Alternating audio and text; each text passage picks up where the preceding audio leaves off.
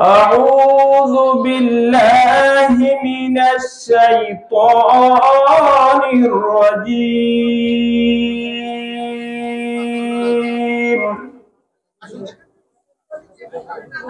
بسم الله الرحمن الرحيم.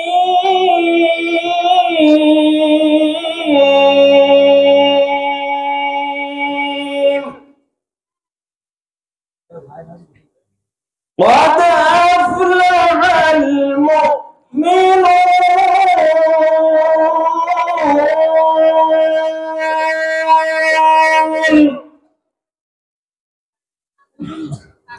الذين هم في صلاتهم خاشعون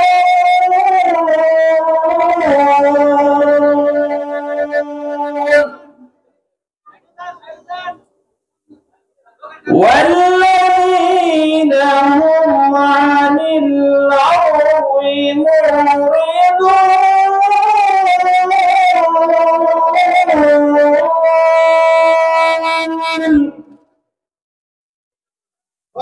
والذين هم للزكاة فاعلون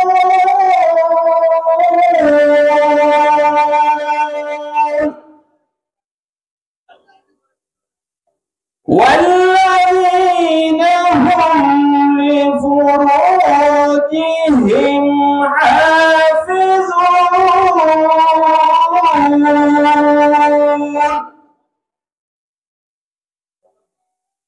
إلا على أزواجهم أو ما ملكت أيمانهم فإنهم غير ملومين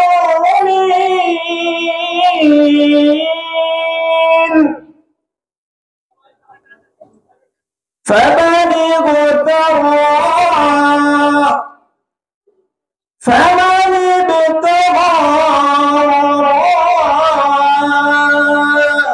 ذلك فأولئك هم العادون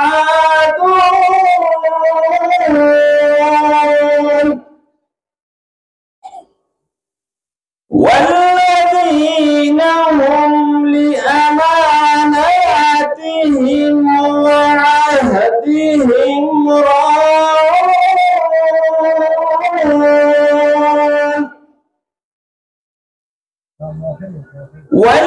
والذين هم على صلواتهم يحافظون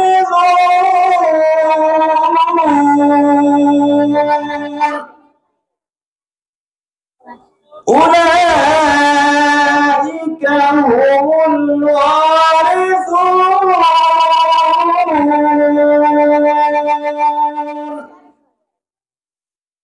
الذين يرثون الفردوس هم فيها خالدون.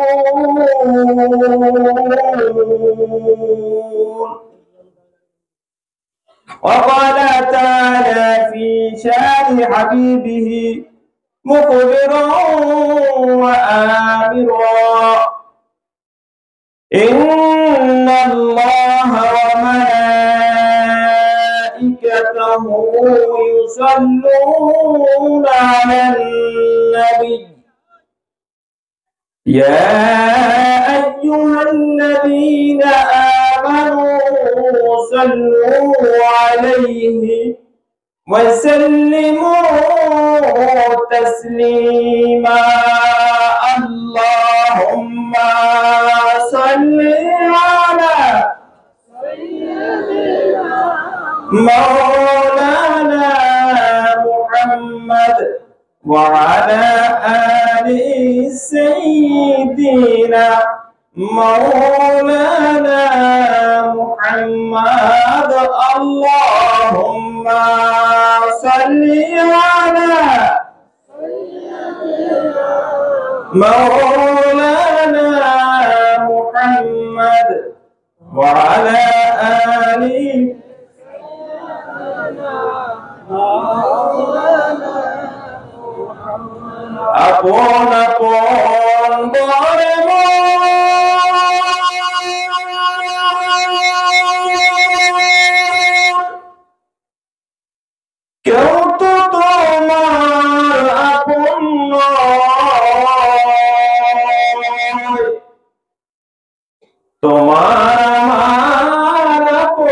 যিনি তিনি শুয়ে আছেন মদিনায় আল্লাহুম্মা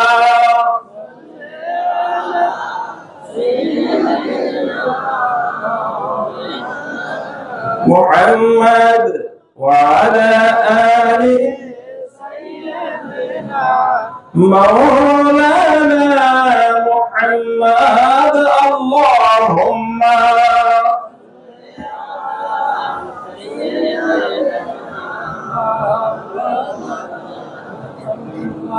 وعلى آل سيدنا مولانا محمد مسجد পালকি যেদিন হরে মসজিদের পালকি যেদিন আসবে মোদের বাড়িতে সেদিন আপন কাপড় খুলে খুলে সাদা কাপড় পরিতে আল্লাহুম্মা সাল্লি আলা সাইয়্যিদিনা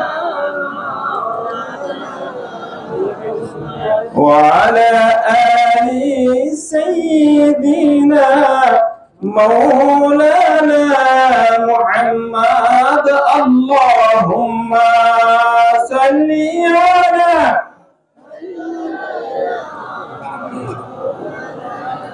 محمد وعلى آل سيدنا مولانا محمد بلغ العلا بكماله كشف الدجى بجماله حسنت جميع خصاله صلوا عليه وآله সমস্ত প্রশংসা একমাত্র কেবলমাত্র শুধুমাত্র মহান রব্বুল আলামিনের, যিনি আমাদেরকে সৃষ্টি করেছে, যিনি আমাদের লালনকর্তা, যিনি আমাদের পালনকর্তা, যিনি আমাদের রক্ষাকর্তা, যিনি আমাদের রিজিক দাতা। সেই মহান রবের জন্য শুকরিয়া আর সমস্ত দরুদ ও সালাম এই বিশ্বজাহান যাকে উদ্দেশ্য করে সৃষ্টির শ্রেষ্ঠ মহামানব সাইয়্যিদুল মুরসালিন খাতামুন নবিয়্যিন আশরাফুল আম্বিয়া ওয়াল মুরসালিন হায়াতুন নবী নূর নবী দোজাহানের কামলিওয়ালা নবী দোজাহানের তরানিওয়ালা নবী রোজ হাসরের ময়দানে আমাদেরকে কাউসার পিলানেওয়ালা নবী মুহাম্মদুর রাসূলুল্লাহ সাল্লাল্লাহু আলাইহি সাল্লামের উপর সকলেই মাগরিব থেকে শুরু করে এই পর্যন্ত একটি সুন্দর মজলিসে আপনারা এতক্ষণ সময় ব্যয় করেছেন। আল্লাহ তাআলা আপনাদেরকে কবুল করেছে। সকলেই একবার কালিমাতুশ শুকর প্রাণ ভরে দিল এবং মনকে উজাড় করে দিয়ে একবার শুকরিয়া আদায় করি আলহামদুলিল্লাহ। আর সকল শ্রোতা মণ্ডলীকে আমি লক্ষ্য করে বলছি, আপনারা সকলেই একটু সামনে এগিয়ে আসুন, ফাঁকা জায়গাগুলো পূরণ করুন। পিছনে অনেক লোক দাঁড়িয়ে আছে, তাদেরকে বসার জন্য সবাই সহযোগিতা করুন। সবাই একটু সামনে এগিয়ে আসুন। আজকে এই টেকেরহাট বাজার জামে মসজিদের উদ্যোগে আয়োজিত এই বিরাট আজিমুশান এই ওয়াজ মাহফিলের সদরে আঞ্জুম মহতারাম সভাপতি, অত্র এলাকার বিশিষ্ট জন, আপনাদের সকলের প্রাণপ্রিয় ব্যক্তিত্ব জনাব মোহাম্মদ হারুনুর রশিদ মোল্লা, সভাপতি টেকেরহাট বাজার জামে মসজিদ, মঞ্চে এতক্ষণ বক্তব্য দিয়েছেন অত্র মসজিদের সম্মানিত ইমাম এবং খতিব, আপনাদের সকলেরই পরিচিত অত্র এলাকার একজন বিশিষ্ট আলেম দ্বীন জনাব হাফেজ মোহাম্মদ আব্দুল সালাম সাহেব, মাগরিব থেকে শুরু করে এশা পর্যন্ত তিনি অত্যন্ত সুন্দর কোরআন এবং হাদিসের আলোকে নসিহত করেছেন। আমি আলোচনাগুলো আপনাদের এই মসজিদে বসে শুনেছি। অত্যন্ত সুন্দর, হৃদয়গ্রাহী এবং সাবলীল ভাষায় তিনি বক্তব্য উপস্থাপন করেছেন। আজকের মাহফিলে প্রধান বক্তা হিসেবে যিনি তাশরিফ আনবেন, বিশিষ্ট ইসলামী চিন্তাবিদ, সুমধুর কণ্ঠস্বর, মুফাসসিরে কোরআন জনাব হযরত মাওলানা মুফতি আবুল কালাম আজাদী সাহেব, মুদির সালিহা দিনিয়া মাদ্রাসা মাদারীপুর এবং খতিব জিন্নাত আলী সুপার মার্কেট জামে মসজিদ মোস্তফাপুর মাদারীপুর। আজকের মাহফিলে বিশেষ অতিথি হিসাবে যিনি তাশরিফ এনেছিলেন, অত্র এলাকা আপনাদের সকলেরই অত্যন্ত সুপরিচিত এবং প্রাণপ্রিয় মানুষ জনাব মোহাম্মদ সিরাজুল ইসলাম সেলিম সাহেব, চেয়ারম্যান নাচন মহল ইউনিয়ন পরিষদ। আজকের মাহফিলে প্রধান অতিথি হিসাবে যিনি তাশরিফ আনবেন, নলছিটি মানুষের প্রাণপ্রিয় মানুষ, জননন্দিত জননেতা, অত্যন্ত সাদা মনের একজন মানুষ, আমাদের জনাব মোহাম্মদ সিদ্দিকুর রহমান সাহেব, উপজেলা চেয়ারম্যান নলছিটি। এবং মঞ্চে উপস্থিত আছেন বিভিন্ন মসজিদের সম্মানিত ইমাম এবং খতিববৃন্দ, অন্যান্য উলামায়ে কেরাম। আরো উপস্থিত আছেন আজকের মাহফিলের সঞ্চালক, জাতি গড়ার কারিগর, শিক্ষক জনাব মোহাম্মদ জাহিদুল ইসলাম সাহেব। সামনে উপস্থিত আছেন বিভিন্ন এলাকা থেকে আগত অত্যন্ত ইসলাম প্রিয় তাওহীদি জনতা। সকলকে ইসলামিক সম্ভাষণ আসসালামু আলাইকুম ওয়া রাহমাতুল্লাহ। যে যেখানে বসে আমার মাহফিল শুনতেছেন, সকলকে মোবারকবাদ। আল্লাহ রাব্বুল আলামিন আমাদের সকলকে আমরা যতটুকু শুনবো ততটুকুর জন্য আমল করতে পারি সেই তৌফিক দান করুক। সবাই বলে আমিন। মাহফিল কমিটি এখানে যতটুকু জায়গা মাহফিলের জন্য নির্ধারণ করেছেন, আল্লাহর রহমতে এখনই সব পরিপূর্ণ। সবাই বলে আলহামদুলিল্লাহ। এরপরে যত শ্রোতা মণ্ডলী আসবে তারা কোথায় বলবে, আশেপাশে কষ্ট করে একটু বসতে হবে নাকি। আজকাল এই বর্তমান প্রেক্ষাপটে যারা আয়োজক এবং যারা শ্রোতা এবং যারা বক্তা, তাদের বিভিন্ন রকমের চিন্তা ভাবনা, চিন্তা চেতনা থাকে। তবে সবার চিন্তা ভাবনা, সবার চিন্তা চেতনা এক নয়। যারা মাহফিলের আয়োজক তাদের চিন্তা থাকে যে বক্তা দাওয়াত দিলে লোক বেশি হবে, সেই বক্তা দাওয়াত দিতে হইবে। আর মাহফিলের যারা শ্রোতা তাদের চিন্তা থাকে যে হুজুরের কণ্ঠ সুন্দর, ওই হুজুরের ওয়াজ শুনতে হইবে। আবার সবাই এক চেতনা না, আগেই বলছে, আপনারা কেউ আবার অন্যদিকে বিষয়টা নিবেন না। আবার কতিপয় বক্তাও আছে যে মোটা অঙ্কের টাকা না হলে সেখানে প্রোগ্রাম নেওয়া হবে না। এখন এই যে বক্তা, শ্রোতা এবং আয়োজক, এই তিনটা শ্রেণীর মধ্যে তিনজনের চিন্তা কিন্তু তিন রকম। তিনজনের চিন্তা যতক্ষণ একরকম না হবে ততক্ষণ পর্যন্ত সেই মাহফিল দিয়ে সফলতা আশা করা যায় না। তাহলে চিন্তা কি হতে হবে? যারা মাহফিলের আয়োজক তাদের চিন্তা হতে হবে আমার মাহফিল ধারা যেন মানুষের হেদায়েত হয়। আর মাহফিল যারা শ্রোতা তাদেরও চিন্তা থাকতে হবে আমি মাহফিলে যাচ্ছি, আমি মাহফিল থেকে উলামায়ে কেরাম যে কথাগুলো বলবে সেই কথাগুলো শুনবো, বাস্তব জীবনে আমল করব, আমার জীবনের পরিবর্তন ঘটাবো। তাহলে এই শ্রোতার চিন্তা আর আয়োজকের চিন্তা মিলে গেছে না?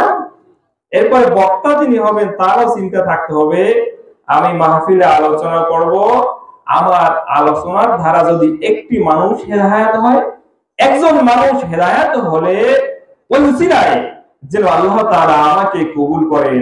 যতক্ষণ পর্যন্ত না এই তিন শ্রেণীর মধ্যে একই চিন্তা বিস্তার না ঘটবে ততক্ষণ পর্যন্ত মাহফিল দিয়ে সফলতা আশা করা যাবে তাহলে আমি মনে করি আপনারা শ্রোতাদের যে অবস্থা, তাতে মনে হয় সকলেরই চিন্তা হেদায়েত পাওয়া, নাকি? দেখেই মনে হয়।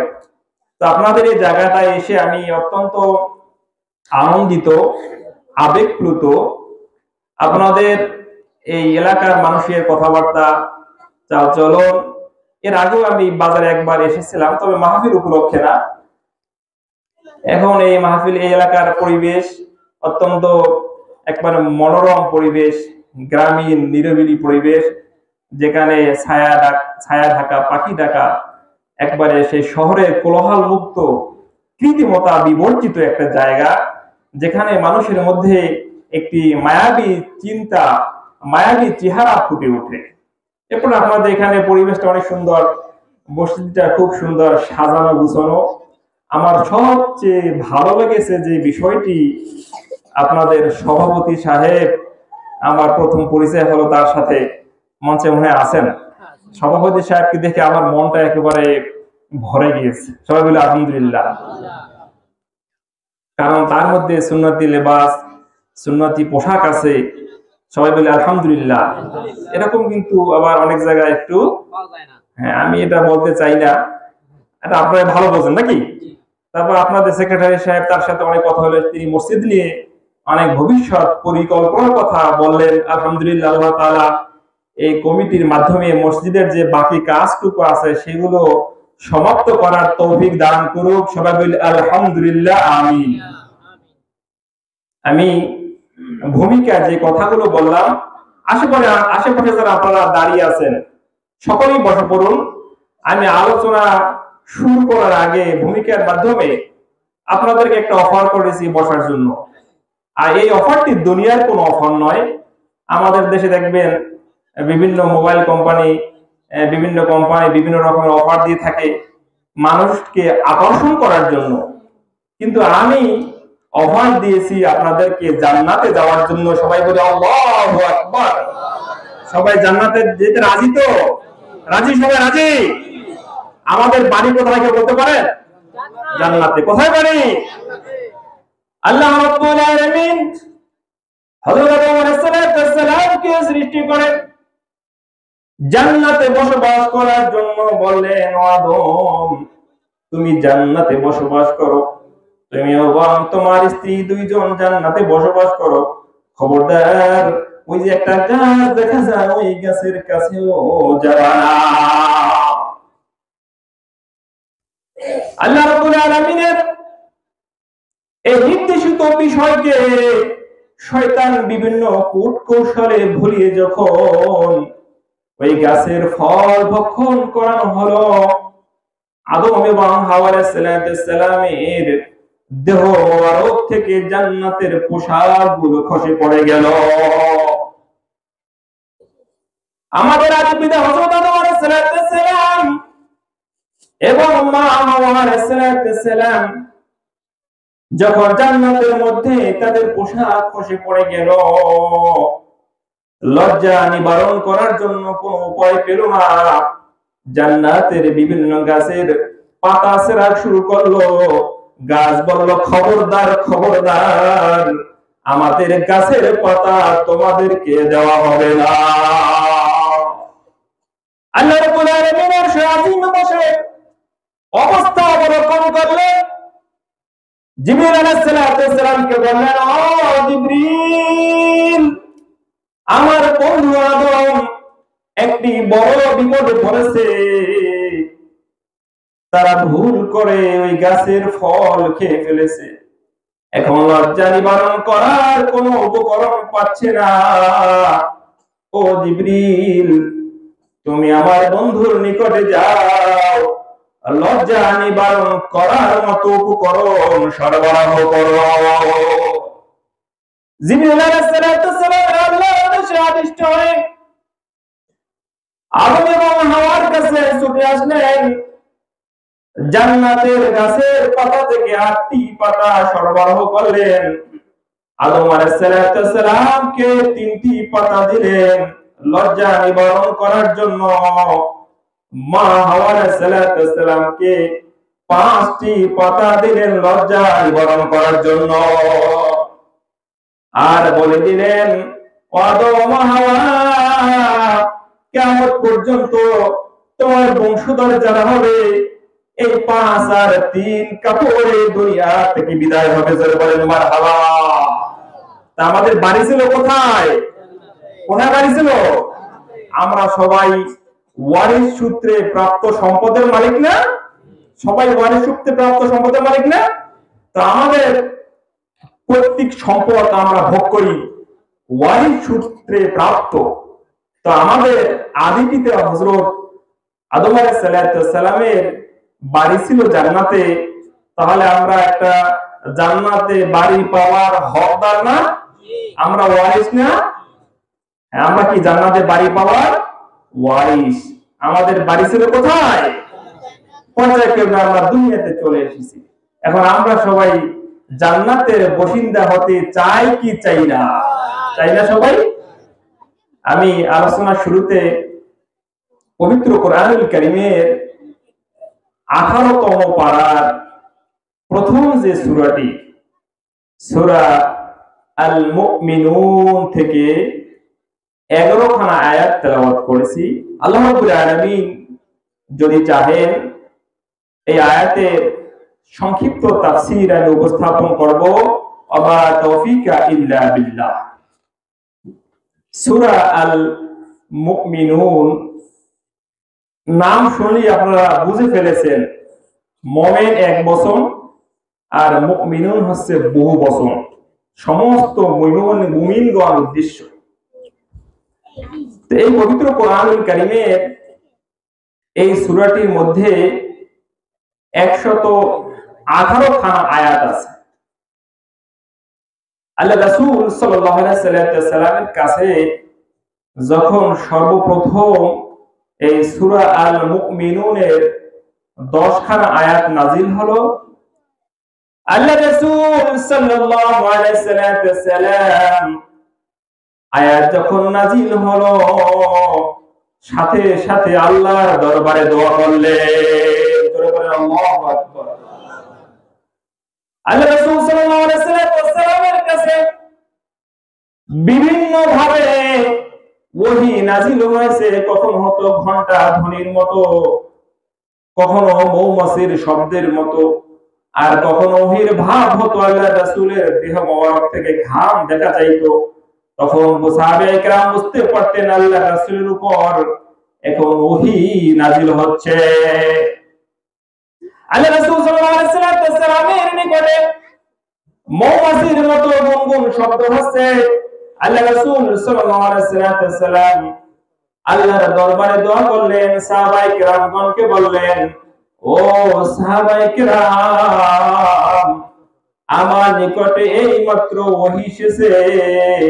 সূরা আল মুমিনুনের 10 খানা আয়াত অবতীর্ণ করেছেন আল্লাহ। যে ব্যক্তি এই 10 খানা আয়াত অনুযায়ী আমল করবে ওই ব্যক্তি সফল কাম হয়ে যাবে, ওই ব্যক্তি জান্নাতের বাসিন্দা হয়ে যাবে। জয় বলে আল্লাহু আকবার। কোথার বাসিন্দা হবে? জান্নাতের বাসিন্দা হবে। কোথার বাসিন্দা? আল্লাহ রাব্বুল আলামিন তিনটা জিনিসকে নিজ হাতে সৃষ্টি করেছেন। আল্লাহ রাব্বুল আলামিন হযরত আদম আলাইহিস সালামকে নিজ হাতে সৃষ্টি করেছেন। আল্লাহ রাব্বুল আলামিন হযরত মূসা আলাইহিস সালামকে যে কিতাব দিয়েছিলেন তাওরাত শরীফ, ওই তাওরাত খানা তিনি নিজ হাতে লিখেছেন। এবার আল্লাহর নবীকে তিনি দিয়েছেন। আর আল্লাহ রাব্বুল আলামিন জান্নাতুল আদনকে নিজ হাত দিয়ে সৃষ্টি করেছেন। জান্নাতুল আদনকে সৃষ্টি করার পর জান্নাতুল আদনকে ডাক দিয়ে বললেন, তুমি কথা বলো। জান্নাতুল আদন থেকে আওয়াজ বের হলো, قد أفلح المؤمنون।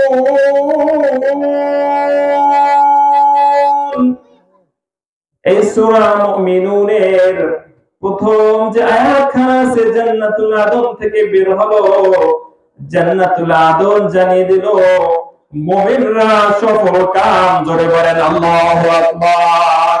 সফল কাম কারা? আমরা সবাই মনে বিশ্বাস হয়? কারোর মধ্যে সন্দেহ আছে নাকি? আমরা সবাই কি? আমরা সবাই মুমিন, আছে আমাদের ঈমান, এই হচ্ছে আমাদের বিশ্বাস। এই বিশ্বাসে বলিয়ান হয়ে আমরা এখানে হাজির হয়েছি।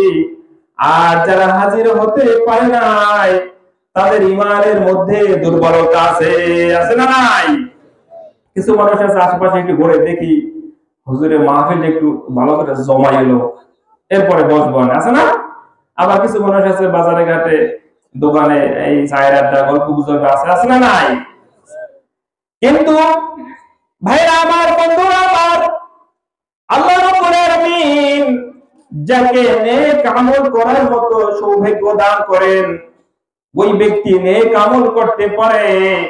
আর আল্লাহ রাব্বুল আলামিন যাকে নেক আমল করার সৌভাগ্য দান করেন না, ওই ব্যক্তি নেক আমল করতে পারে না। ঠিক কি না? নেক আমল করার সৌভাগ্যের প্রয়োজন। আল্লাহ রাব্বুল আলামিন সূরা আল মুমিনুনের মধ্যে মুমিনদের সফলতার কথা বলেছেন।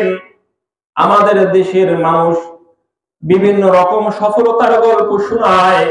আমার ছেলে বিসিএস ক্যাডার হয়েছে, আমার ছেলে আমেরিকায় থাকে, মেয়ে কানাডায় থাকে, জামাই সরকারি বড় কর্মকর্তা। এরকম বিভিন্ন সফলতার গল্প আমরা শুনি কিনা? শুনি না? আমি সরকারি চাকরি করে অবসর গ্রহণ করেছি, ঢাকায় একটা বাড়ি আছে, বরিশালে একটা বাড়ি আছে, বিদেশে একটা বাড়ি করার চিন্তা ভাবনা করতেছি। এরকম গল্প আমরা শুনি না? আমরা আবার বলি বাবা মারহাবা, এই ব্যক্তি তো একজন সফল মানুষ। কিন্তু প্রকৃত পক্ষে ওই ব্যক্তি কি সফল? না। আল্লাহ তাআলা সফলতা 7টি মাপকাঠি দিয়েছেন। কয়টি? 7টি। কয়টি মাপকাঠি? 7টি। আমি যেখানে আলোচনা করি একটি বিষয় ভিত্তিক আলোচনা করি, যাতে শ্রোতাগণ একটি আলোচনার একটা সারমর্ম বাসায় নিয়ে যেতে পারে। অনেকের সামনে বক্তব্য যখন হয় ওয়াজ মাহফিলে, হুজুরে কি বিষয়ে আলোচনা করেছে, হুজুরে অনেক আলোচনা করছে, এখন কি যে আলোচনা করছে শ্রোতা একটা লাইনও বা একটা শব্দ, একটি শিক্ষাও সে মনে রাখতে পারেনি। তাও আলোচনা একটু ব্যতিক্রম, একটু ধৈর্য ধরে বসবেন, আশা করি বুঝতে পারবেন এবং আশা করি আপনার জীবনের পরিবর্তন হবে ইনশাআল্লাহ। আমি এই সফলতা 7টি বিষয় নিয়ে কথা বলবো। কয়টি বিষয়? 7টি বিষয়। কয়টি? একবারে ঠুটস্থ করে নিয়ে যাবে ইনশাআল্লাহ। আপনার জীবনের পরিবর্তন হবে, আর আমার তো হবেই। কারণ এখান থেকে যদি একজন মুসলমান, এখানে তো সবাই মুসলমান, একজন মুসলমান, একজন ইমানদার একটা আমল করে সে যদি মাফ পেয়ে যায়, কিয়ামতের ময়দানে আল্লাহ তাআলা যখন বান্দাকে মাফ করার উসিলা খুঁজবেন, তখন আল্লাহ তাআলা বলতে পারে, যা তুই নালায়েক বান্দা, তোর কথায় একজন আমল করেছে, তোকেও মাফ করে দিলাম। জোরে বলেন সুবহানাল্লাহ। আল্লাহ রাব্বুল আলামিন সকলকে একটু বিনীতভাবে অনুরোধ, সবাই একটু সামনে এগিয়ে এসে নিজে জিকির করেন, আল্লাহ আল্লাহ আল্লাহু লা ইলাহা ইল্লাহু, আল্লাহ আল্লাহ আল্লাহু লা ইলাহা ইল্লাহু। সবাই একটু সামনে আন, আল্লাহ আল্লাহ আল্লাহু লা ইলাহা ইল্লাহু, আল্লাহ আল্লাহ বলো বান্দা, আল্লাহ আল্লাহ বলো, আল্লাহ আল্লাহ বলতে বলতে রাহে জান্নাত চলো, লা ইলাহা ইল্লাল্লাহ লা ইলাহা ইল্লাল্লাহ লা ইলাহা ইল্লাল্লাহ লা ইলাহা ইল্লাল্লাহ লা ইলাহা ইল্লাল্লাহ লা ইলাহা ইল্লাল্লাহ মুহাম্মাদুর রাসূলুল্লাহ সাল্লাল্লাহু আলাইহি সাল্লাম। যারা দাঁড়িয়ে আছেন সকলেই মেহেরবানি করে যেখানে ফাঁকা জায়গা পান সেখানে বসে পড়ুন। যারা দাঁড়িয়ে আছেন সবাই ফাঁকা জায়গা পূরণ করে বসে পড়ুন। আল্লাহ রাব্বুল আলামিন সফলতার কথা বলেছেন, মুমিনদেরকে 7টি মাপকাঠি আছে। এই 7টি গুণ যদি আপনি বা আমি অর্জন করতে পারি তাহলে আমি একজন খাঁটি মুমিন। সবাই এই 7টি গুণ অর্জন করতে রাজি আছেন তো? ইনশাআল্লাহ। আল্লাহ রাব্বুল আলামিন মুমিনদের গুণাবলীর কথা প্রথমে আল্লাহ তাআলা তুলে ধরেছেন, الذين هم في صلاتهم خاشعون। আল্লাহু আকবার। মুমিনদের 1 নাম্বার গুণ আছে নামাজের মধ্যে বিনয় অবনত হবে, খুশু অবলম্বন করবে, একাগ্র চিত্তে নামাজ আদায় করবে। জোরে বলেন নারায়ে তাকবীর। মুমিনরা কি করবে? মুমিনদের 1 নাম্বার গুণ আছে তারা নামাজে বিনয় অবনত হবে, খুশু খুজুর সাথে নামাজ আদায় করবে, একাগ্র চিত্তে নামাজ পড়বে, নামাজের মধ্যে একবারে তার দীনতাহীনতা প্রকাশ করে মহান রবের সামনে দণ্ডায়মান হবে। আমরা নামাজে দাঁড়াই কার সামনে? মহান আল্লাহর সামনে নামাজে দাঁড়াই। এই দুনিয়ার মধ্যে যদি কোনো সম্মানিত ব্যক্তির সামনে আমরা দাঁড়াই, একটু সম্মান বজায় রেখে সুন্দর মতো একটু নম্র ভদ্রতা প্রকাশ করে তারপর আমরা দাঁড়াই। যে মহান মালিকের সামনে আমি দাঁড়াইলাম, ওই মালিকের সামনে যদি একটু নম্রতা ভদ্রতা একাগ্র চিত্তে না দাঁড়াই তাহলে ওই মালিকের সাথে বেয়াদবি হবে কিনা?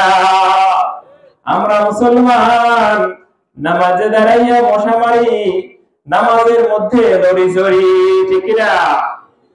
আমরা মুসলমান নামাজের মধ্যে এদিকে ওদিকে তাকাই, নামাজের মধ্যে আঙ্গুল ফুটাই, নামাজের মধ্যে হাসি কাশি, না আসলেও দেই। যদি আসে সেটা ভিন্ন কথা, তারপরে সেটা প্রতিরোধ করতে চেষ্টা করতে হবে। আল্লাহ রাব্বুল আলামিন নামাজের মধ্যে একাগ্র চিত্তে দণ্ডায়মান হওয়ার জন্য বলেছে। এই আয়াত নাযিল হওয়ার পূর্বে আল্লাহ রাসূল সাল্লাল্লাহু আলাইহি ওয়াসাল্লাম এবং সাহাবায়ে কেরাম নামাজ পড়া অবস্থায় তারা আকাশের দিকে তাকাইতেন।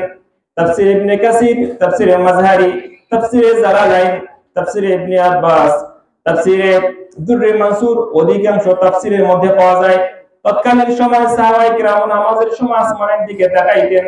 এই আল্লাহ রাব্বুল আলামিন যখন আয়াত নাযিল করলেন তখন থেকে সাহাবায়ে কেরাম আল্লাহ রাসূল সাল্লাল্লাহু আলাইহি ওয়াসাল্লাম সবাইকে নির্দেশ করলেন, তোমরা নামাজের সময় তোমাদের দৃষ্টিকে সিজদার দিকে রাখবে।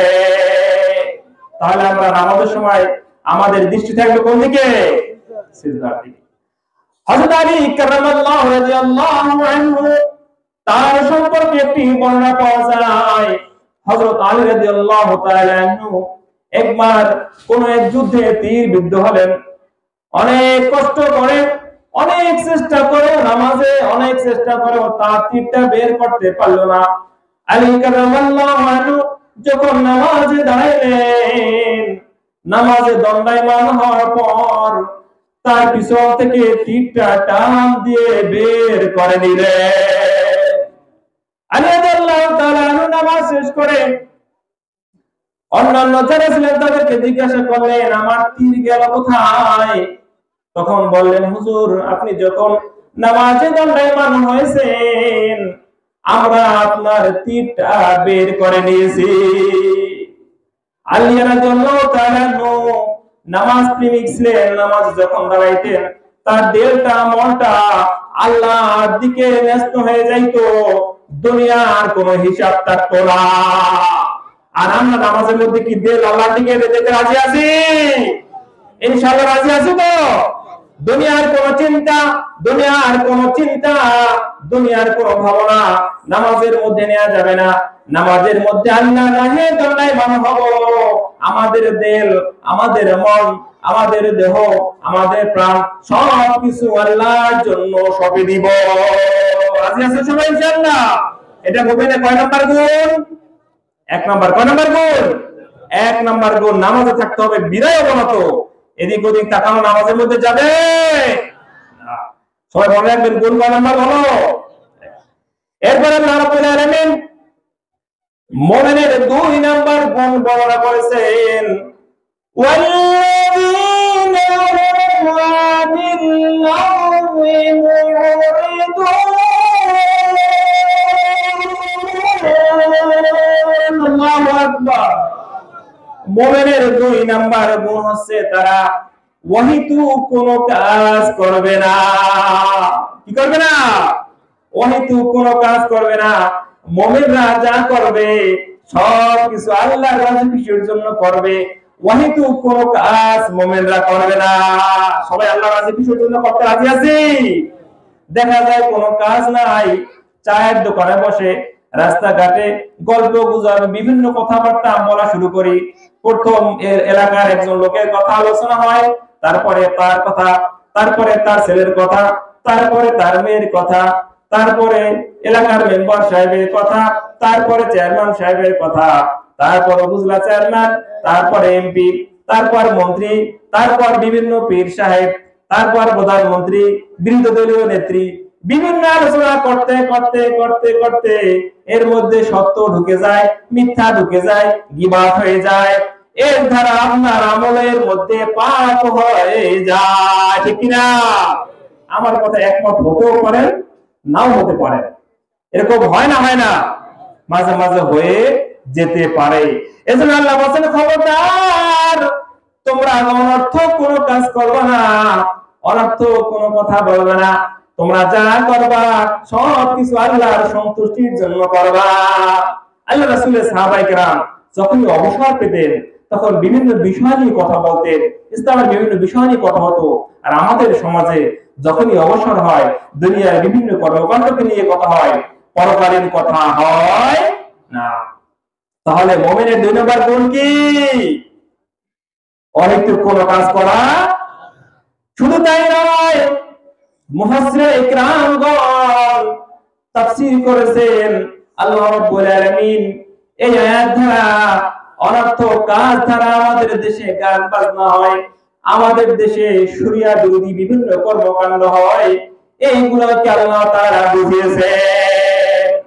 দেখবেন আপনাদের এলাকায় এটা হয় কিনা জানি না, আমাদের এলাকায় হয় কোন বাড়ি গান বাজনা ছাড়া বিয়া হয় না, কোন বাড়ি গান বাজনা ছাড়া সুন্নতে খাতনা হয় না, কোন বাড়ি গান বাজনা ছাড়া কোন অনুষ্ঠান হয় না। আপনাদের এলাকায় হয় কিনা আমি জানি না। তাই আল্লাহ তাআলা অনর্থক কাজ করতে বলেছেন। এই কাজগুলো যে করলে এটাও কি কাজ?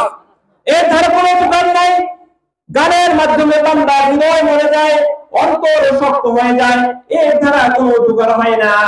আপনি এখানে গান বাদ্য করলেন, বাড়িতে বিয়া একটা সুন্দর কাজ, একটি আল্লাহ রাব্বুল আলামিনের সুন্দর আমল করলেন, কাজ করলেন, যে গুণটা পরে আসতেছে, এত সুন্দর একটা কাজ আপনি করলেন, বিবাহের মতো একটা সুন্দর ইসলামী অনুষ্ঠান করলেন, যে অনুষ্ঠানটাকে গান বাদ্য দ্বারা কলুষিত করলেন, এটা একটা বড় গর্হিত কাজ, এটা বড় একটা বেহুদা কাজ। বলেন নাউজুবিল্লাহ। আমাদের দেশে আপনারা যারা সম্মানিত মুরব্বিয়ানে কেরাম আছেন, আপনাদের অভিজ্ঞতা অনেক। আগেরকার যুগে আমাদের সমাজে এই ডিভোর্স প্রাপ্ত, তালাক প্রাপ্ত নারীদের সংখ্যা কম ছিল না এখন কম? এখন ডিভোর্স প্রাপ্ত সংখ্যা অনেক বেশি না? আগে কম ছিল না? এখন এই যে কেন হচ্ছে?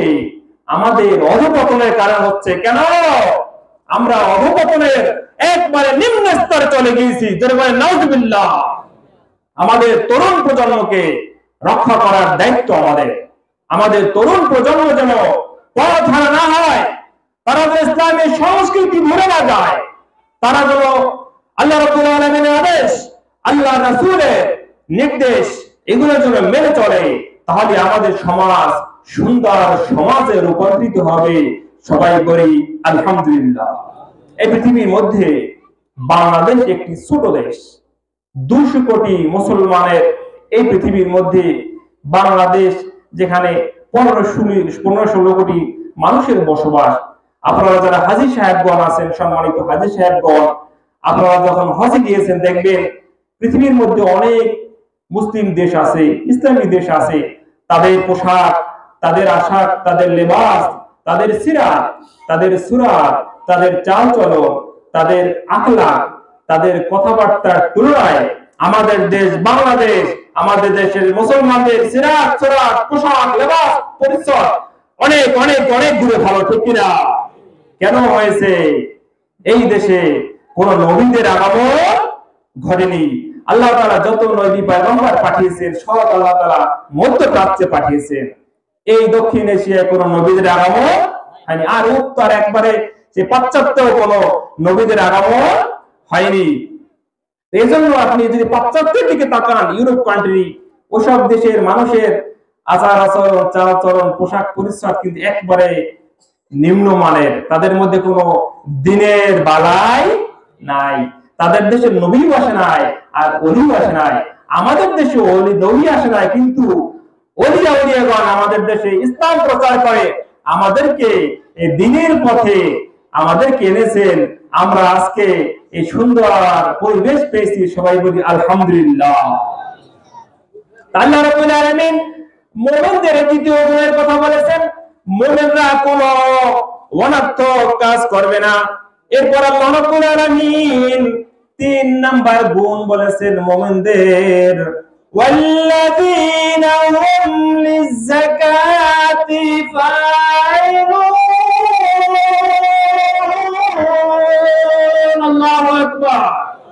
মুমিনদের 3 নাম্বার গুণ হবে তারা স্বতঃস্ফূর্তভাবে যাকাত আদায় করবে। এটা কয় নাম্বার গুণ মুমিনদের? 3 নাম্বার গুণ। কি করবে তারা? মুমিনরা যাকাত আদায় করবে। এখন তো মানুষ যাকাতকে জরিমানা মনে করে, যাকাত দিতে।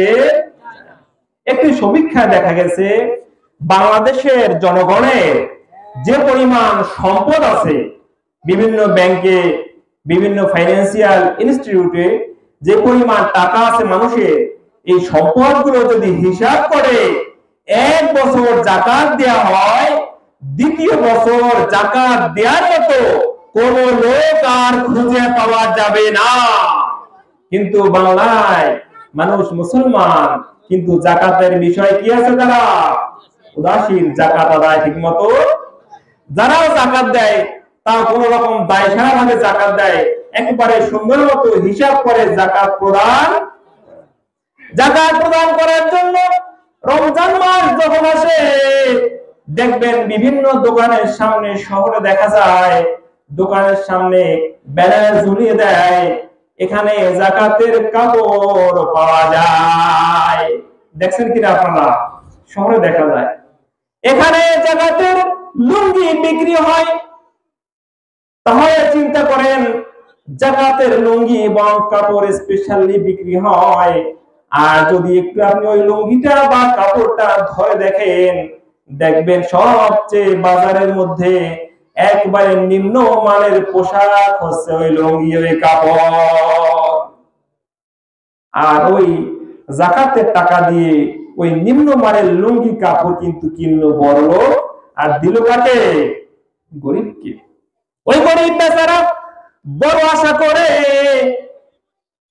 একদম ধনীর কাছ থেকে, বড় লোকের কাছ থেকে একটি কাপড় পেল, একটি লুঙ্গি পেল, খুব খুশি মনে বাড়ি নিয়ে গেল, কিন্তু বেশি দিন ব্যবহার করতে পারলো না।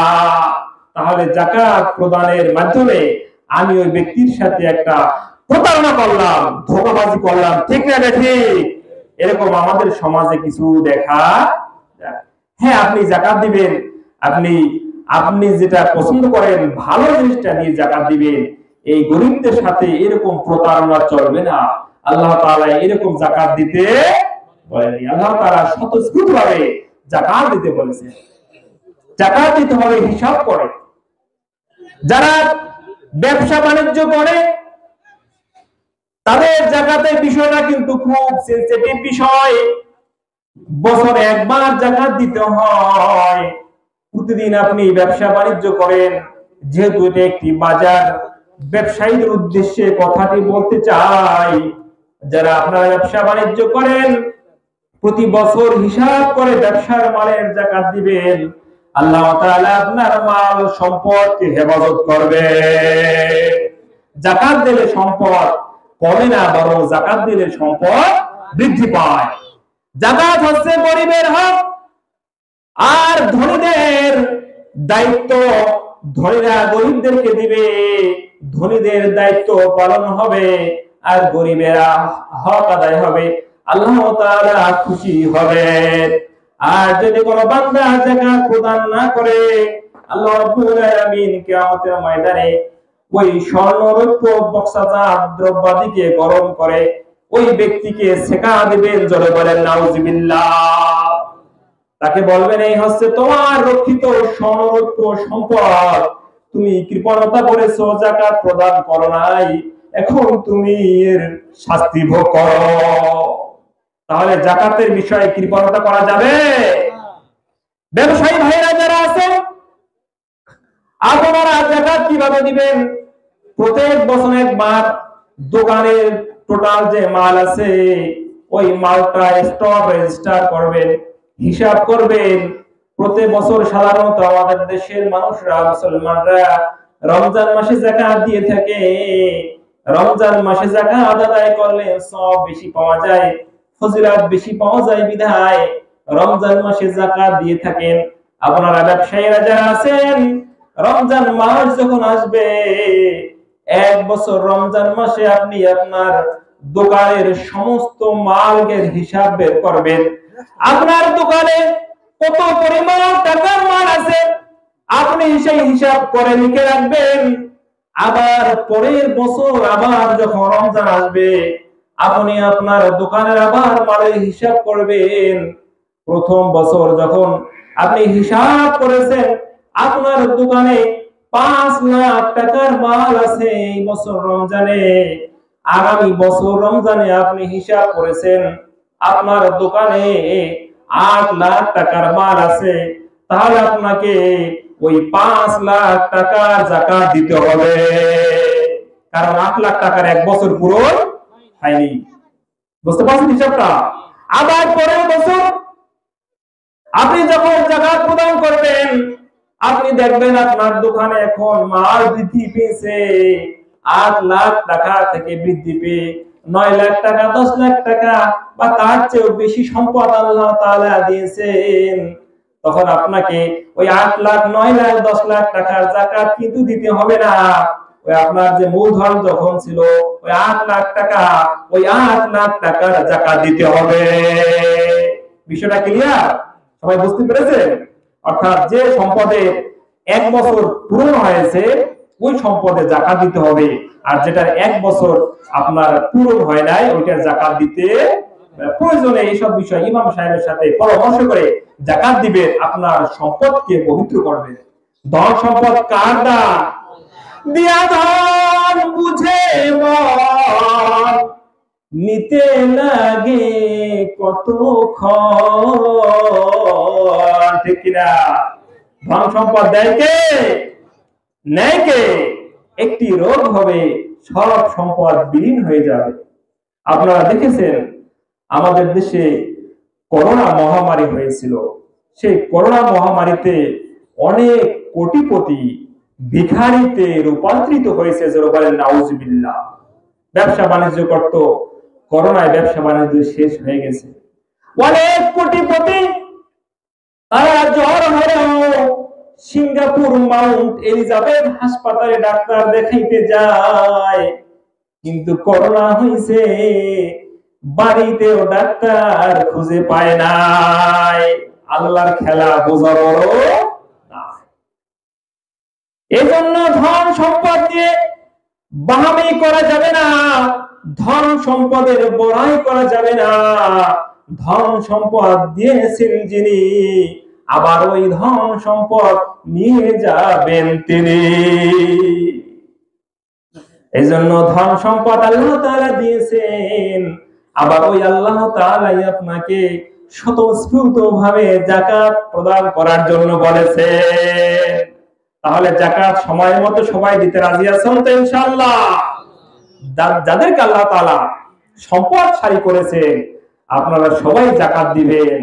আর বিশেষ করে আমাদের মা বোনরা আপনাদের গহনা গাঁটি থাকে, এখন তো গহনা গাঁটির মাশাআল্লাহ অনেক দাম, অল্প স্বর্ণ থাকলে সেখানে অনেক দাম হয়ে যায়। আপনারা আপনাদের সম্পদটুকু হিসাব করে যাকাত প্রদান করবেন, নচেত আল্লাহ তাআলা কিয়ামতের ময়দানে যখন ধরবেন কিন্তু জবাব দিতে পারবেন না। যাকাত দিতেই হবে। ফরজ বিধান কার বিধান? আল্লাহ তাআলা তার প্রিয় বান্দাদের জন্য 3 ধরনের ইবাদত আবশ্যকীয় করে দিয়েছেন। একটা হচ্ছে ইবাদতে বাদানি, শারীরিক ইবাদত, ইবাদতে মালি, আর্থিক ইবাদত। ইবাদতে মালি এবং বাদানি, শারীরিক এবং আর্থিক দুইটার সংমিশ্রণের ইবাদত। আমরা নামাজ পড়লাম, রোজা রাখলাম, এটা হচ্ছে ইবাদতে বাদানি, শারীরিক ইবাদত। নামাজ পড়তে কোনো টাকা পয়সা লাগে না, রোজা রাখতে কোনো টাকা পয়সা লাগে না, মাহফিলে আসছি এখানে কোনো টাকা পয়সা লাগে না, ঠিক না? এটা হচ্ছে একটু শারীরিক কষ্ট ব্যয় হয়, ইবাদতে বাদানি।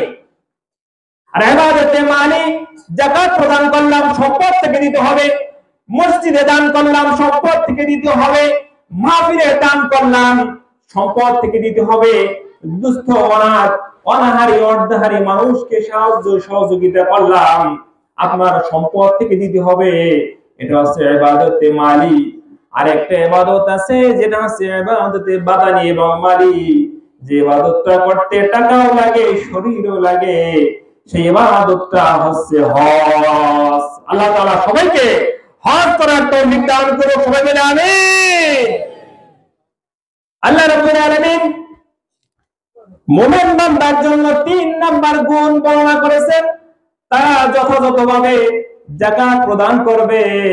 আর মুমিনের 4 নাম্বার গুণ হচ্ছে ওয়াল্লাযীনা হুম লিফুরুজিহিম হাফিজুন। আল্লাহু মুমিন বান্দার 4 নাম্বার গুণ হচ্ছে তারা তাদের লজ্জা স্থানকে হেফাজত করবে। একটি গুরুত্বপূর্ণ বিষয়, বর্তমান প্রেক্ষাপটে একটি একবারে বাস্তব অবস্থা এবং বাস্তব ভিত্তিক এটা একটি ওয়াজ। এটা একটি মুমিনের মস্ত বড় গুণ, তাদের লজ্জা স্থানে হেফাজত করা। আজকে যদি সমাজের দিকে তাকানো হয় তাহলে দেখবেন অত্যন্ত দুঃখের সাথে বলতে হয়, অত্যন্ত পরিতাপের সাথে বলতে হয়, আমাদের মুসলমান আমরা আমাদের ঈমান আকীদাকে ভুলে আমরা একেবারে সমাজের নিচু স্তরের কাজের মধ্যে আমরা ডুবে যাচ্ছি। আল্লাহ দেখবেন 2 সন্তানের জনক, 3 সন্তানের মা, আবার এটা কিন্তু পুরুষরাও করে। এত কিছু থাকার সত্ত্বেও, সুন্দর সংসার থাকা সত্ত্বেও সে অন্য পর পুরুষ পর নারী আসক্ত, জোরে বলেন নাউজুবিল্লাহ। আমরা পেপার পত্রিকায় বিভিন্ন খবর সংবাদে এরকম দুই একটা ঘটনা শুনতে পাই না বলেন? পাই না? আল্লাহ তাআলা বলেছেন, ও মুমিনরা, তোমাদের 4 নাম্বার গুণ হচ্ছে তোমরা লজ্জা স্থানে হেফাজত করবে। একটি গুরুত্বপূর্ণ বিষয়, পবিত্র কোরআন হচ্ছে একটি বিজ্ঞান সম্মত গ্রন্থ। আল্লাহ রাব্বুল আলামিন মহান আল্লাহ তাআলা কোরআনুল কারীমের মধ্যে মানুষের জন্ম থেকে মৃত্যু পর্যন্ত, তার জন্ম, তার বড় হওয়া, তার শৈশবকাল, তার যৌবনকাল, তার পারিবারিক জীবন, তার অর্থনৈতিক জীবন, তার সামাজিক জীবন, তার রাষ্ট্রীয় জীবন, তার রাজনৈতিক জীবন, তার ইহকালীন জীবন, তার পরকালীন জীবন, এক কথায় মানুষের জন্ম থেকে মৃত্যু পর্যন্ত যা দরকার, আল্লাহ রাব্বুল আলামিন মানব জীবনে এমন কোন বিষয় নাই যে বিষয়গুলো আল্লাহ তাআলা কোরআনের মধ্যে তুলে ধরেননি। আল্লাহ তাআলা বলেছেন, খবরদার তোমরা তোমাদের লজ্জা স্থানকে হেফাজত করবে। এখন মানুষ তাদের জৈবিক চাহিদা কিভাবে পূরণ করবে, এরপর আল্লাহ তাআলা বলে দিয়েছেন, ও বান্দারা শোনো, তোমরা তোমাদের জৈবিক চাহিদা পূরণ করবে ইল্লা আলা আজওয়াজিহিম আও মা মালাকাত আইমানুহুম, فإنهم غير ملومين। তোমাদের স্ত্রীদের মাধ্যমে, তোমাদের স্বামীদের মাধ্যমে তোমাদের জৈবিক চাহিদা পূরণ করবে, আর তোমরা এছাড়া অন্য কোনো চিন্তা করবে না। এবার আল্লাহ তাআলা বলেন فَمَنِ ابْتَغَى وَرَاءَ ذَلِكَ فَأُولَئِكَ هُمُ الْعَادُونَ। তোমরা যদি তোমাদের স্ত্রী এবং তোমাদের অধীনস্থ যখন দাস প্রথা ছিল, দাসীদের ব্যতীত তোমাদের স্ত্রী এবং স্বামী ব্যতীত যদি অন্য কোনো পন্থা অবলম্বন করো, অন্য কোনো চিন্তা ভাবনায় মগ্ন হও, তাহলে তোমরা সীমালঙ্ঘনকারীর মধ্যে রূপান্তরিত হবে। আল্লাহ তাআলা সুন্দর মতো ওয়াজ করে দিয়েছে।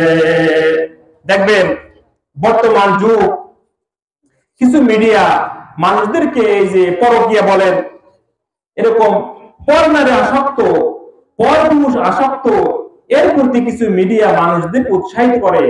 মানুষদের আমরা মুসলমান, আমাদের ঈমান হরণ করার জন্য বিভিন্ন কুচক্রী মহল বিভিন্ন ভাবে কিন্তু ব্যস্ত আছে। আপনারা সবাই লক্ষ্য করবেন, আপনাদের ঈমানকে পাকাপোক্ত রাখতে হবে। এই কুচক্রের মধ্যে পা দেওয়া যাবে। আল্লাহ রাব্বুল আলামিন এরপরে মুমিন বান্দাদের জন্য পঞ্চম গুণ বলেছেন, ওয়াল্লাযীনা হুম লিআমানাতিহিম ওয়া আহদিহিম রাউন। মুমিনের পঞ্চম গুণ আছে, তারা তাদের আমানত সমূহ রক্ষা করবে। আমাদের কাছে যা আমানত যদি কেউ রাখে, আমরা আমাদের আমানত সমূহ রক্ষা করব। এটা হচ্ছে মুমিনের পঞ্চম গুণ। এই গুণ আবার সবাই আদায় করতে রাজি আছেন ইনশাআল্লাহ? আমানত অনেক কথা, যেহেতু আমার সময় শেষের দিকে চলে আসছে, আমি যেহেতু বক্তব্যের শুরুতেই বলেছি 7টি বিষয়, এই 7টি হেডলাইন যদি একটু বলে দিয়ে না যাই, তাহলে কিন্তু আপনাদের মনের মধ্যে একটি অতৃপ্ত ভাব থেকে যাবে, ঠিক না? এজন্য যদি আমার সময় একেবারে শেষের দিকে চলে আসছি, এজন্য 7টি বিষয় আমি 5টি বললাম, আর 2টা খুব সংক্ষেপে হেডলাইন বলে দিয়ে আমি আপনাদের কাছ থেকে বিদায় নিব। এরপর মুমিনের 6 নাম্বার গুণ হচ্ছে ওয়াহাদিহিম রাউন, তারা তাদের অঙ্গীকার সমূহ পূরণ করবে। 5 নাম্বার হচ্ছে আমানত রক্ষা করবে, আর 6 নাম্বার কি আছে? অঙ্গীকার পূরণ করবে। আপনারা সবাই অঙ্গীকার যদি দিয়ে থাকেন, ওয়াদা দিয়ে থাকেন, পূরণ করবে ইনশাআল্লাহ। আল্লাহ রাসূল সাল্লাল্লাহু আলাইহি ওয়াসাল্লাম বলেছেন, আয়াতুল মুনাফিকি সালাসা, ইযা হাদাসা কাযাবা ওয়া ইযা ওয়াদা আখলাফা ওয়া ইযা তুমিনা খানা। মুনাফিকের আলামত আছে 3টি, কথায় কথায় মিথ্যা বলা, আমানতের খেয়ানত করা, এবং কি ওয়াদা ভঙ্গ করা। এই 3টি হচ্ছে মুনাফিকের আলামত। এই প্রসঙ্গে আল্লাহ তাআলা আবার বলেছেন কোরআনের মধ্যে, ইন্নাল মুনাফিকিনা ফিদ দারকিল আসফালি মিনান নার, মুনাফিকরা যাবে জাহান্নামের একেবারে নিম্ন স্তরে। এজন্য আল্লাহ তাআলা মুনাফিকি থেকে আমাদের হেফাজত রাখুন, সবাই বলে আমিন। এরপর মুমিনদের 7 নম্বর গুণ হচ্ছে ওয়াল্লাযীনা হুম আলা সালাওয়াতিহিম ইউহাফিজুন। মুমিনের 7 নাম্বার গুণ হচ্ছে তারা তাদের নামাজ সমূহের হেফাজত করবে। 7টি গুণ, 1 নাম্বার শুরু হয়েছে নামাজ দিয়ে, আর 7 নাম্বার শেষ হয়েছে নামাজ দিয়ে। প্রথম আল্লাহ বলেছেন নামাজে বিনয় অবনত হবে, আর 7 নাম্বার বলেছেন আল্লাহ তোমরা নামাজ সমূহ কি করবে? হেফাজত করবে, অর্থাৎ যথাযথ নিয়মে যথাযথ সময়ে নামাজ আদায় করবে। নামাজের সময় জোহর যদি পড়ি আসরে, নামাজের সময় আসর যদি পড়ি একেবারে মাগরিবের আগে আগে, নামাজের সময় মাগরিব পড়লাম না, দোকানে চায়ের আড্ডায় বসলাম, নামাজের সময় ফজর ঘুমিয়ে রইলাম, নামাজের হেফাজত হলো না। এই মাহফিল দিয়ে ওয়াদাবদ্ধ হবেন, মুমিনের 7টি গুণ অর্জন করবেন। আল্লাহ তাআলা এই 7টি গুণ আমাদের সকলকে অর্জন করার তৌফিক দান করুক। সবাই বলে আমিন। সবাই আমরা ওয়াদাবদ্ধ, আল্লাহ আমাদেরকে এই 7টি গুণে গুণান্বিত করো। আল্লাহ আমাদেরকে এই 7টি গুণে গুণান্বিত করে খাঁটি মুমিন হিসেবে আল্লাহ কবুল করো। সবাই বলে আমিন। এবার আল্লাহ তাআলা বলেন, তোমরা যদি এই 7টি গুণে গুণান্বিত হও তাহলে আল্লাহ তাআলা তোমাদেরকে কি দিবেন? আল্লাহ তাআলা তোমাদেরকে দিবেন উলাইকা হুমুল ওয়ারিসুন। তোমরা তাহলে ওয়ারিস হবে। ওই যে প্রথম শুরু করছিলাম যেখান দিয়ে, মনে আছে কিনা? মনে আছে? কোথায় ওয়ারিস হবেন? জান্নাতে। আল্লাযীনা ইয়ারিসুনাল ফিরদাউস। তোমরা জান্নাতুল ফিরদাউসের ওয়ারিস হবে। সুন্দর কথা না? এই 7টি গুণ পালন করলে আল্লাহ বলেন কি তোমরা জান্নাতুল ফিরদাউসের ওয়ারিস হবে। হুম ফিহা খালিদুন। তোমরা সেখানে চিরস্থায়ীভাবে থাকবে। এই দুনিয়ায় দেখবেন সরকারি চাকরি করেন, একটা নির্ধারিত সময় আছে, তারপর শেষ। এমপি বলেন, মন্ত্রী বলেন, যত বড় পোস্ট বলেন, নির্ধারিত সময়ের পরে কি শেষ। কিন্তু আল্লাহ বলেন তোমাদেরকে আমি জান্নাতুল ফিরদাউস দান করব। ওই জান্নাতুল ফিরদাউসে তোমরা চিরকাল থাকবে, ওখান থেকে তোমাদেরকে আর বের হতে হবে না। আল্লাহ তাআলা আমাদের সকলকে কবুল করুক। এই সুন্দর মজলিস যারা কায়েম করেছে তাদেরকে আল্লাহ তাআলা কবুল করুক, এবং আপনারা যারা এখানে এসেছেন সকল শ্রোতা মণ্ডলী এবং যারা এই মাহফিলে সাহায্য সহযোগিতা করে এই সুন্দর একটি মজলিস উপহার দিয়েছেন, আল্লাহ তাআলা সকলের এই সুন্দর আয়োজনকে কবুল করুক। কিয়ামতের ময়দানে আমাদের জন্য এটা যেন একটি নাজাতের দরিয়া হয়, আমরা যেন সবাই এর উসিলায় মাফ পেতে পারি, সেই তৌফিক আল্লাহ দান করুক। সবাই বলি আমিন। আমি সকলের কাছ থেকে বিদায় নিচ্ছি। ওমা তৌফিকা ইল্লা বিল্লাহ। আমার কথায় যদি কেউ কোনো কষ্ট পেয়ে থাকেন ক্ষমা করে দিবেন। আমার জন্য দোয়া করবেন, আপনাদের সকলের জন্য দোয়া করি। আসসালামু আলাইকুম ওয়া রাহমাতুল্লাহ।